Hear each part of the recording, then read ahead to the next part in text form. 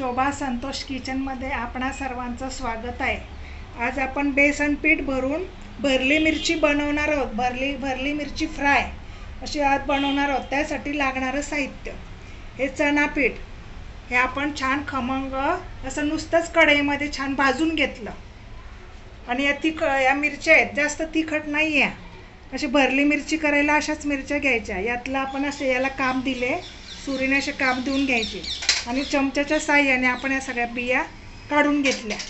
तर त्यासाठी लागणारं साहित्य त्यात भरायचं ना आपल्याला पीठ।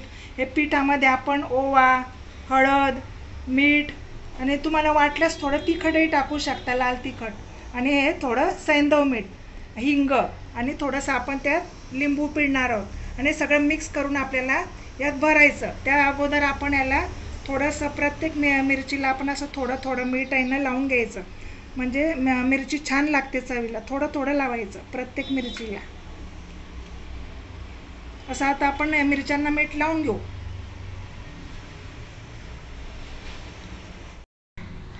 आता आपण बेसन पिठामध्ये थोडासा हिंग टाकून घेऊ।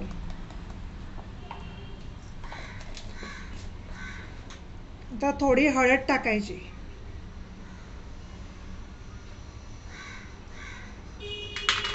नंतर हा ओवा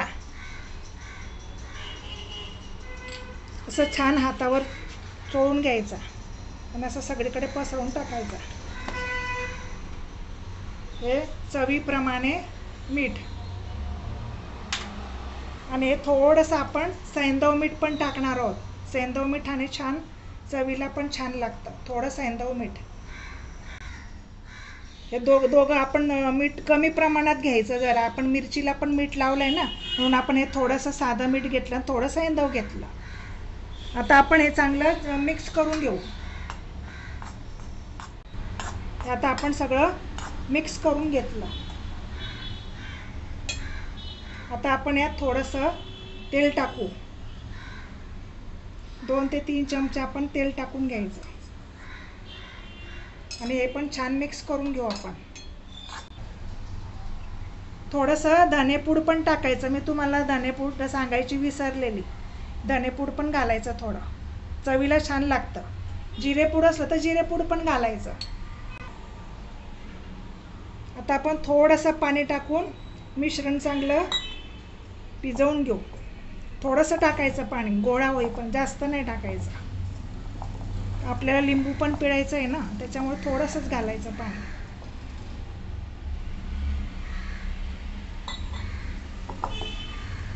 आपण हे पीठ छान भाजून घेतलंय, त्याच्यामुळे भाजून घेतल्यामुळे चवीला खूप छान लागतं। मिरचीमध्ये भरलेलं पीठ कच्चं नाही लागत। हे पूर्ण अर्धा लिंबू पिळून घेऊ आपण त्यात।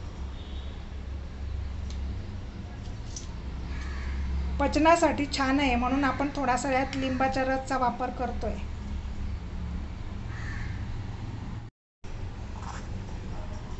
असं थोडं थोडं पीठ घ्यायचं आपण आणि असं मिरचीमध्ये आपण असं भरत जायचं।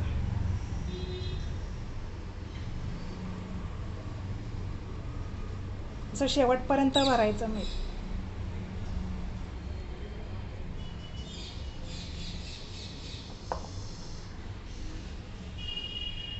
अशा प्रकारे आपण सर्व मिरच्यांमध्ये मीठ आता भरून घेऊ।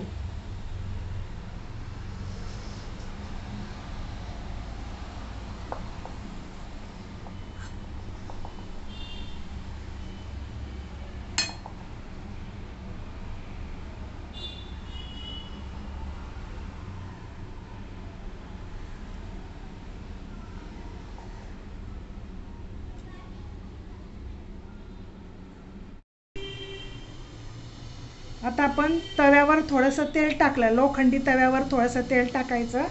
थोडंसं जास्त पण कडक तेल करायचं नाही, थोडं तापलं तेल की मग आपण एक एक मिरची अशी सोडत जायची।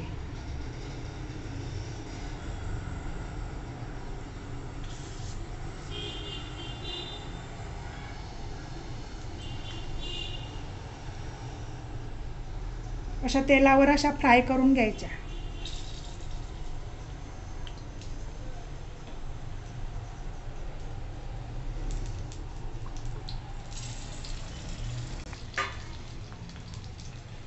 अशा प्रकारे आपण तेलामध्ये अशा फ्राय करून घ्यायच्या मिरच्या।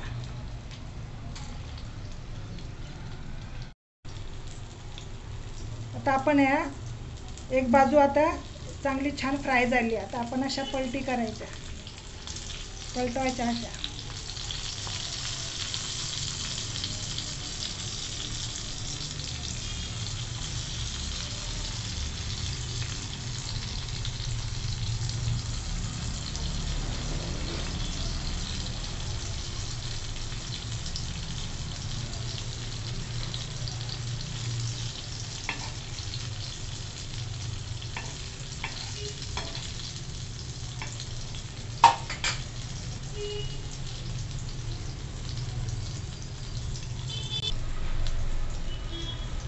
साईडने आपण असं थोडंसं अजून तेल सोडायचं म्हणजे छान फ्राय होतील।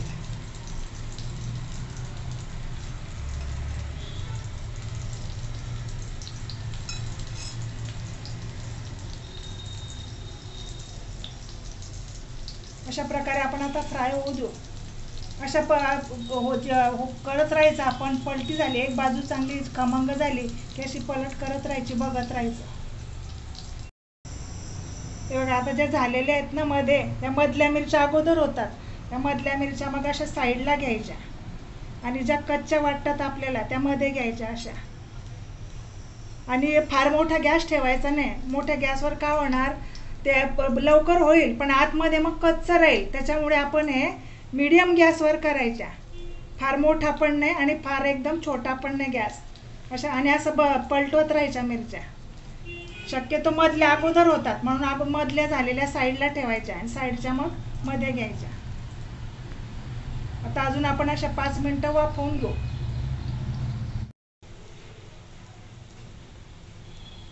हे बघा आपल्या मिरच्या बघा कशा छान खमंग झाल्यात बघा, दोघी बाजूने छान भाजल्या गेल्या। याच्यावर झाकण ठेवायचं नाही, असंच झाकण न ठेवता अशा छान भाजायच्या आणि अशा उलटपालट अशा करत राहायचं। आणि या तुम्ही अगदी फ्रीजमध्ये 4 ते 5 दिवस आरामात राहतात, अशा जास्तीच्या करून ठेवल्या आपल्याला पाहिजे तेव्हा आपण खाऊ शकतो। अशा यात काही खराब होत नाही त्या, कारण आपण त्यात पाण्याचा अंश असा जास्त टाकला, पण तो कसा शिजण्यापुरताच टाकलाय, त्याच्यामुळे ते छान फ्राय झालेले आपल्या मिरच्या। हे बघा आतलं बेसन पण कसं छान शिजलेलं आहे बघा, कुरकुरीत झालेलं आहे सगळ्या मिरच्या आपल्या। हे बघा अशा छान कुरकुरीत झालेल्या आहे, शिजले आहेत आतपर्यंत शिजलेले आहेत, मग त्या टिकू शकतात त्या फ्रीजमध्ये 4 ते 5 दिवस आरामात। हे बघा आता आपल्या छान मिरच्या फ्राय झालेल्या आहेत, आपण आता सर्व करून घेऊ। हे बघा आपली खमंग अशी फ्राय मिरची तयार झाली, बेसन टाकून बेसन भरलेली फ्राय मिरची। हे बघा अशा प्रकारे या माझ्या अशा पद्धतीने बनवून बघा, आणि चवीला तर खूप छान लागते ही, वरण भाताबरोबर पण खूप छान लागते, तुम्ही पोळीबरोबर पण खाऊ शकता, अशी नुसती पण खायला छान लागते। बघा अशा माझ्या पद्धतीने करून बघा, आणि माझी रेसिपी आवडली असेल तर लाईक करा, शेअर करा, नवीन असाल तर नक्की सबस्क्राईब करा। थँक्यू, बेल आयकॉनवर क्लिक करा।